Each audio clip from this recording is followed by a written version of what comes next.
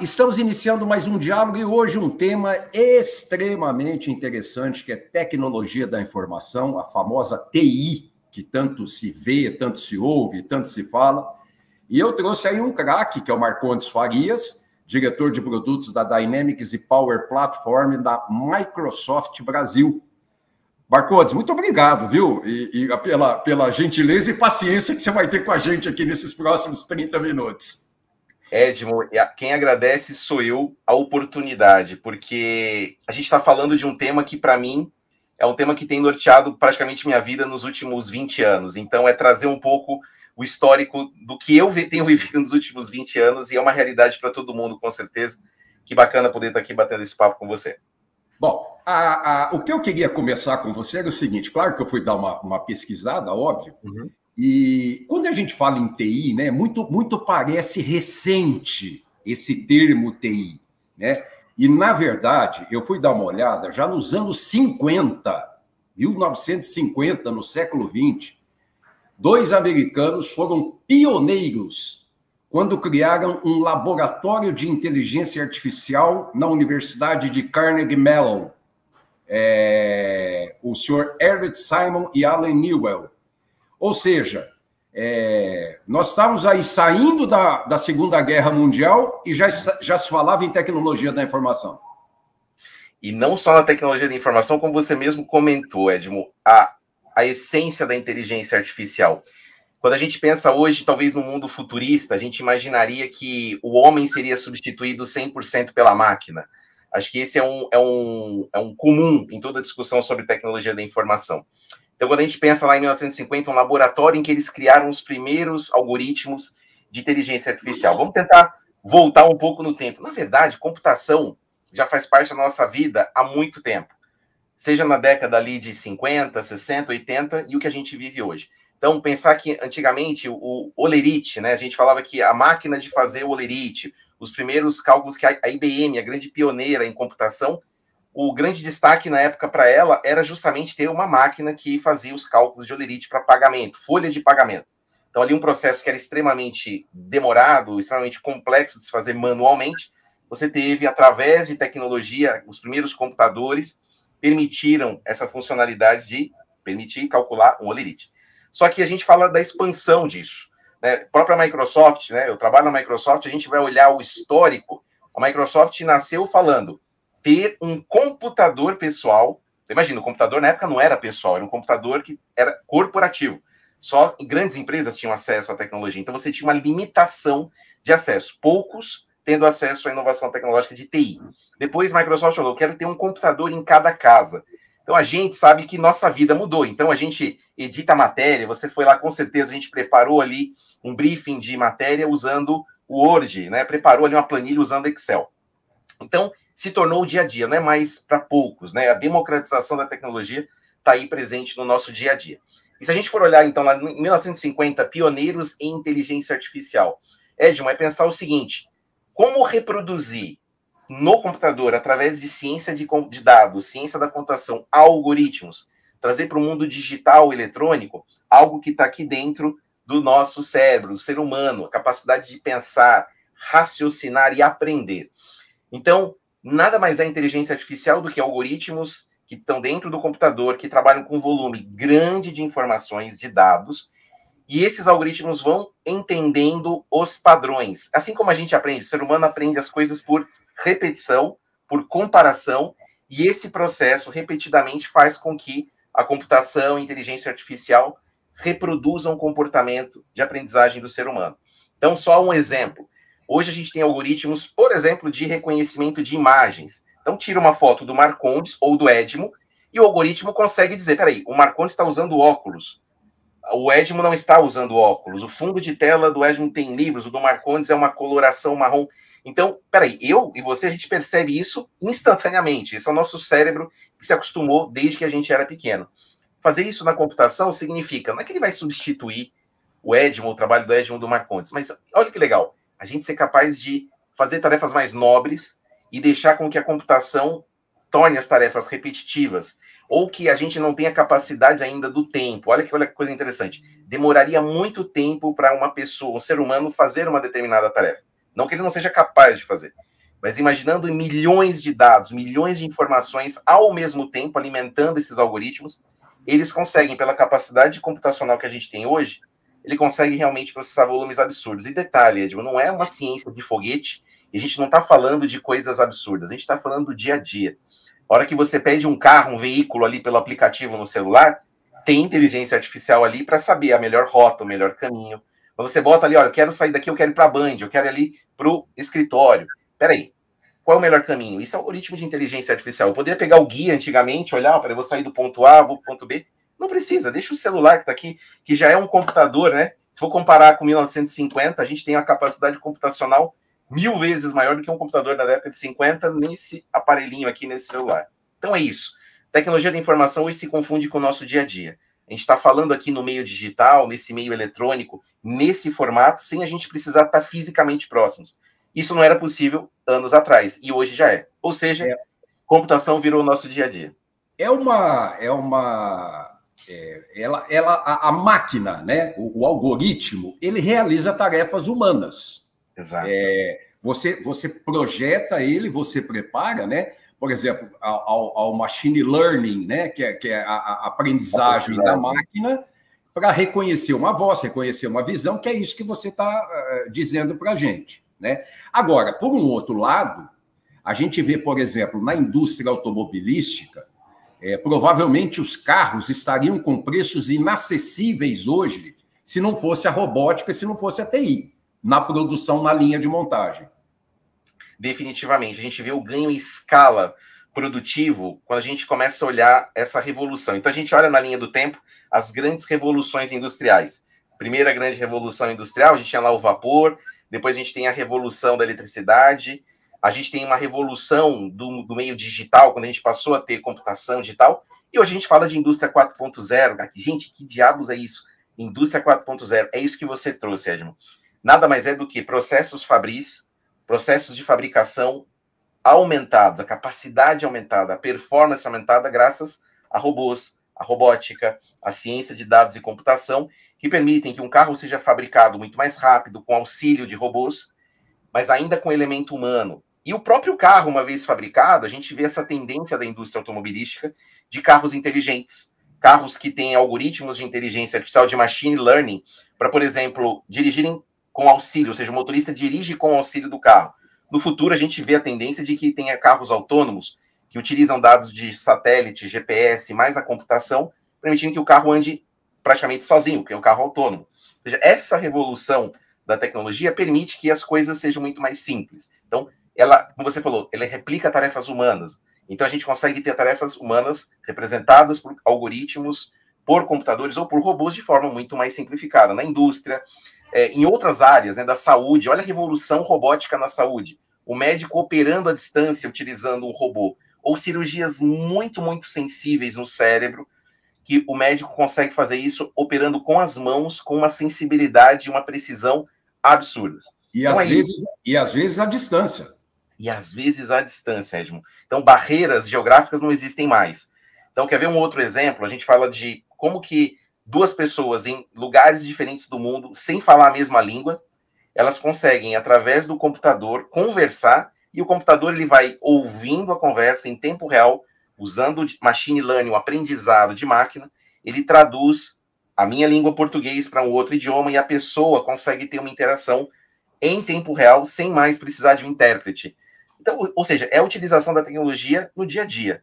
Né? Não estamos reinventando nenhum processo, a gente está mudando a forma que a gente ia fazer as coisas antigamente. Então, essa é a magia da computação. A gente não vive um mundo novo, a gente vive o mesmo mundo com capacidades aumentadas, com facilidade do dia a dia. Então, essa beleza da computação que a gente acaba vendo hoje no nosso dia, Edmo. E eu estava conversando recentemente com um amigo que tinha um empresário dono de uma gráfica de impressos de papéis, né? Cada vez menos publicitário, etc. e tal, muito mais editorial, as gráficas estão virando para o lado editorial. E ele dizia para mim, o nosso processo está muito caro, a mão de obra é muito cara. E eu falei da indústria automobilística, agora eu estou falando de uma gráfica. Ele virou para mim e disse o seguinte, eu vou precisar investir milhões de reais em novos equipamentos alemães, Heidelberg, lá, aquela famosa lá da Alemanha, para poder abaixar um pouco o custo, porque eu não consigo mais vender.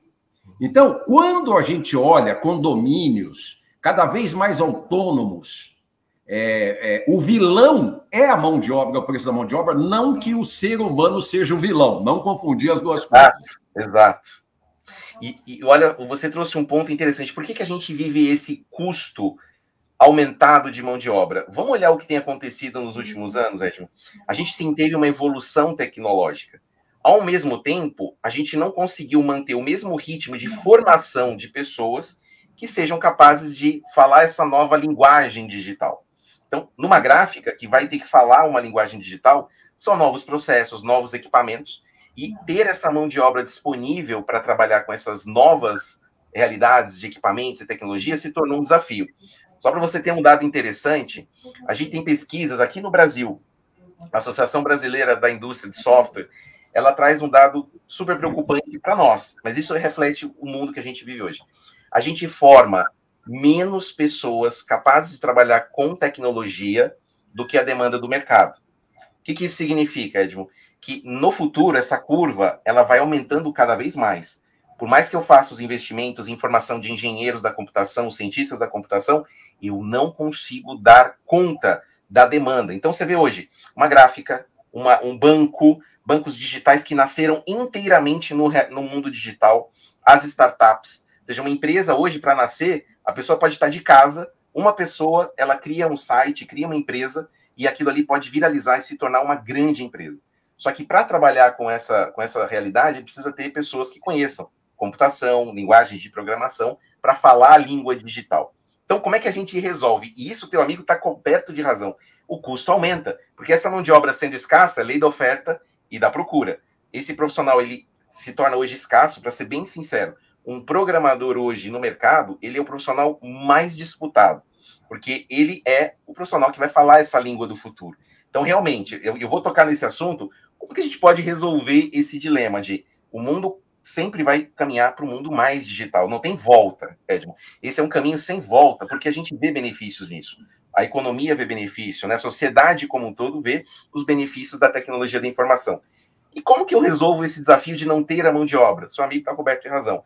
A gente precisa trabalhar um tema que é, número 1, formar mais pessoas. Microsoft tem um programa aqui no Brasil, só aproveitando para trazer um contexto, que é o famoso programa Microsoft Mais Brasil, em que a gente tem um pilar de formação de pessoas. Se a gente não formar profissionais que saibam trabalhar com tecnologia, a gente vai travar a economia. Vai travar de uma forma que a gente não vai conseguir dar o próximo salto tecnológico que a gente depende. E aí a pergunta que eu fico, Edmo, e para as pessoas que não são de tecnologia? Será que a gente vai viver ainda aquele mundo de que, poxa, só um cara que fez ali 4 anos de faculdade de ciência da computação, ele vai ser esse sortudo, né, que vai conseguir trabalhar e viver nesse novo mundo? Não. A gente tem uma solução que a gente já viu o mercado tentando resolver esse dilema. Já que eu não vou conseguir formar todo mundo em ciência da computação, a gente pode tornar a tecnologia acessível para todo mundo. É o inverso. Ao invés de complicar o acesso, eu facilito o acesso à tecnologia. E aí vai uma palavrinha em inglês, para quem está acompanhando a gente, que é o famoso low code, que em português é sem código. Olha que bacana, não tem as planilhas. Quem nunca trabalhou com Excel, Edmo? Então, assim, atire a primeira pedra quem nunca fez uma planilha em Excel aqui. Já é um primeiro grande passo de que os cálculos matemáticos estão ali na planilha. Mas eu não preciso saber, eu só preciso preencher as células e aplicar fórmulas entre uma e outra. Esse foi o primeiro passo do low code. Hoje, as tecnologias evoluíram tanto que você é capaz de desenvolver um aplicativo para o celular sem saber programar uma linha de código sequer. Então, olha o avanço das tecnologias. Essas tecnologias low code permitem que você crie um aplicativo, que você crie sites. Imagina criar um site do zero, só desenhando, clicando e arrastando como se estivesse desenhando no papel. Isso é revolucionário. Então, é esse o ponto que a gente quer falar. O próximo estágio é o estágio em que todo mundo, seja da área de tecnologia ou não, vai ser capaz de falar essa língua digital. Não falamos da agricultura, né? Cada máquina na agricultura hoje que opera sozinha hectares e alqueires, né? Mas nós estamos falando da produção, e eu não posso terminar o programa, agora nós estamos no segundo bloco, falando da venda. né? Então, o pessoal está muito assustado. O pessoal está assustado. Como é que eu recebi uma mensagem de texto no meu celular de um shopping? Aí ele lembra que ele passou perto do shopping. Aí o cara entra numa loja para ver mas eu tenho o seu cadastro aqui na loja. Quer dizer, o pessoal está um pouco assustado, Marcondes. Como é que isso está entrando na vida da gente, né? Olha que interessante, Edmo. A gente está olhando, a gente falou muito no primeiro bloco sobre a história, como que a gente chegou no momento que a gente está vivendo hoje. Então, não só a questão da produção, a gente falou de processo Fabris, a indústria automobilística, ou qualquer tipo de processo sendo facilitado através da tecnologia. O marketing não ia passar batido nessa história. Os processos que a gente conhece, vamos lembrar a história do marketing, né? As propagandas no horário nobre da novela, da televisão, do jornal, no domingo, à noite. Então, a gente vê que o marketing precisou acompanhar essa evolução digital. Então, hoje nós, eu, você, as nossas famílias, nossos amigos, adolescentes, idosos, todos nós estamos vivendo uma realidade em que nós disponibilizamos dados e a gente tem uma preocupação enorme quem está acessando o nosso dado. Essa questão da privacidade, né? Peraí, quem tem a minha informação? Porque, olha só, se o petróleo foi o grande motivador de transformações na nossa sociedade nas últimas décadas, a gente fala que o novo petróleo são os dados, e é fato. Peraí, como é que eu posso ter o dado do Edmo para mandar uma mensagem no celular dele, naquele momento? Primeiro, porque você aceitou, ou deveria ter aceitado, compartilhar sua informação com o lojista ou com aquela marca que você se identifica. Mas mais importante, Edmo, não é só quem a gente se identifica, é quem a gente confia. A partir de agora, com a abundância de serviços e ofertas, os nossos dados, eles são esse novo petróleo, eles têm que ser guardados com muito cuidado. Por quê? Porque agora você pode fazer campanhas muito direcionadas. É o sonho da indústria quando a gente pensar o seguinte: eu tenho uma mensagem para o Edmo, que é diferente da do Marcondes, que é diferente da mensagem que vai para minha filha, diferente da minha esposa e por aí vai. Por quê? Cada pessoa é única. E nós, por não termos a tecnologia da informação nos permitindo avançar no nível que a gente está avançando hoje, a gente não conseguia dar um tratamento personalizado às pessoas da forma como a gente está hoje. A gente trabalhava, vamos dizer assim, como se todos fossem iguais. E nós não somos iguais. Então, essa questão do fui numa loja, eu consegui ter uma promoção, um desconto para mim, isso é incrível. Sabe por quê? Porque para toda a indústria é benéfico. Porque eu vou conseguir diminuir o custo do marketing. Porque agora eu mando mensagens específicas para cada indivíduo. Olha que maravilha. Da mesma forma, né? Vamos interpretar o que você disse. Da mesma forma que a gráfica estava acabando, introduzindo e terminando o produto muito caro, os carros estavam caros, a agricultura provavelmente hoje numa lavoura para colher uma soja, um milho, se fosse manual, eu não sei que preço estariam essas coisas. Da mesma forma o marketing. O marketing é caro. É caro. Não é? Se você fosse... Eu me lembro no começo da década de 80, a Globo, quando ia fazer o lançamento de uma campanha própria, um novo programa, uma nova atração, qualquer que fosse, ela fazia a revista Veja, ela fazia a Folha de São Paulo, ela fazia o Fantástico, ela fazia não sei o quê, outdoor nas cidades distribuídas no Brasil. Faz isso hoje e vê quanto custa. É simples. Enquanto que com a TI, você vai na digital daquele que você está buscando. Eu literalmente, praticamente, entrego a minha oferta na porta de quem realmente quer a oferta. E olha que interessante, eu passei de um marketing passivo, em que eu atirava para todos os lados, esperando que alguém pegasse e captasse essa mensagem. Hoje eu tenho a ideia de que a tecnologia da informação, com esses algoritmos, com esse volume de dados que a gente tem hoje, eu consigo ter uma mensagem precisa para quem realmente quer comprar o meu produto naquele momento. A gente fala isso na Microsoft, que é o marketing em tempo real. Edmo, é o sonho de consumo de muitas empresas, de muitos departamentos de marketing. Marketing em tempo real. Eu lanço a campanha agora, porque, não sei, me deu na cabeça, quero fazer uma campanha. Mas eu já vi o resultado da campanha, vou alterar um desconto, vou alterar uma oferta em tempo real. Se não tivesse computação, da mesma forma que eu não conseguiria colher os talhões e os meus hectares de plantação hoje no agro, graças à tecnologia da informação e à robótica aplicada ao campo, eu não conseguiria fazer o marketing digital. Então, olha como é que as coisas se conectam, né? Então, um produtor rural que está ali plantando, ele pode ter uma eficiência operacional graças ao que a gente fala que é o agritech, são os recursos de tecnologia para ele ter GPS, ter drones, ter máquinas, equipamentos que estão operando em altíssima tecnologia. Imagina, ele não usando mais papel, ele usa ali algoritmos de inteligência artificial prevendo safra, prevendo o melhor uso do solo, diminuindo o custo de uso de implementos no solo, mas ele tem que vender esse produto. Imagina o sonho de consumo, ele produz, ele tem uma cadeia toda de suprimentos e ele consegue fazer com que a dona de casa e a pessoa que está lá comprando um produto, ele saiba de onde veio esse produto. Ele é um produto que tem uma cadeia rastreável, a gente está falando muito de sustentabilidade, de ESG, é isso que é o sonho, que a gente consegue ter os dois mundos convivendo perfeitamente graças à tecnologia. E o meu produto que sai lá do campo vai para o meu consumidor na hora certa, através de uma campanha de marketing que me acionou no celular na hora certa. Então, é literalmente da semente ao celular de forma conectada. Esse é o mundo que a gente está vivendo, Edmo, é um mundo conectado. Nós estamos indo para o final do programa e eu só não posso deixar de falar que você citou um fator importantíssimo, e aí nós vamos falar de segurança, que todo mundo está pondo o dedinho onde não deve, ou deveria com um pouquinho mais de cuidado. Então, hoje virou pela LGPD, você virou refém daquele famoso, aceita informações quando você acessa qualquer site, etc. Tal. O sujeito nem lê, o sujeito não está nem aí. O telespectador vai apertando, ele vai lá, aceita, ele quer navegar. Aí ele cedeu a impressão digital para as empresas. É isso? Esse é o grande X da questão, a transparência com que as organizações precisam trabalhar essa coleta e uso de informações. A LGPD, como lei, ela não força o comportamento das pessoas. É o comportamento das empresas que vai ditar daqui para frente a relação. E ela tem que ser uma relação, número 1, transparente e de confiança. Então, Ed, o que eu quero trazer aqui para o nosso público que está ouvindo a gente?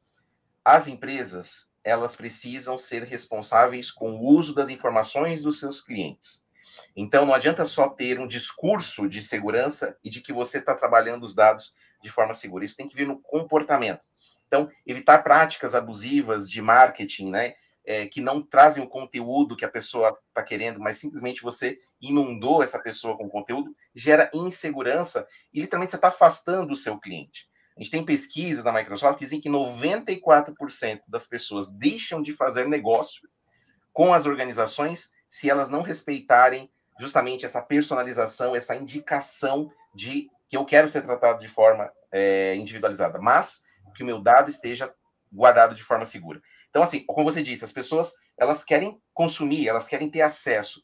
Então, a responsabilidade, gente, eu não jogo para as pessoas, eu jogo para as empresas, porque são elas que trabalham esses dados, são elas que armazenam os dados. Então, não posso me falar assim, né? A desculpa não, mas o cliente, ele aceitou. Gente, não é porque o cliente aceitou, você tem que ter a consciência que a gente vive num mundo extremamente conectado e que a sua marca, com um post na internet negativo, você pode simplesmente derrubar a sua empresa e ela deixa de ser seguida por pessoas, as pessoas deixam de comprar e consumir serviços, porque você não demonstrou na prática que você respeitava a LGPD, que os dados estavam sendo utilizados da melhor forma e guardados de forma segura. Então, de novo, a forma como você trata o seu cliente começa na forma como você trata os dados do seu cliente. Eu quero agradecer ao Marcondes Farias e dizendo assim que o consumidor está procurando empresas sérias, procurando tratamento sério, procurando relacionamento comercial sério, mas tem gente muito maldosa, o hard aí da comunicação, tem gente muito ruim que mesmo você querendo coisa séria, ele vai lá e te acha, ele captura seus dados e acaba te prejudicando de maneira geral. Marcondes Farias, diretor da Microsoft Brasil, muito obrigado. Conte conosco aqui. Esperamos contar com você para, no futuro, outros esclarecimentos. Um abraço para você. Um abraço, Edmo, e todo mundo que está ouvindo a gente. Pessoal, semana que vem a gente está de volta. Até lá!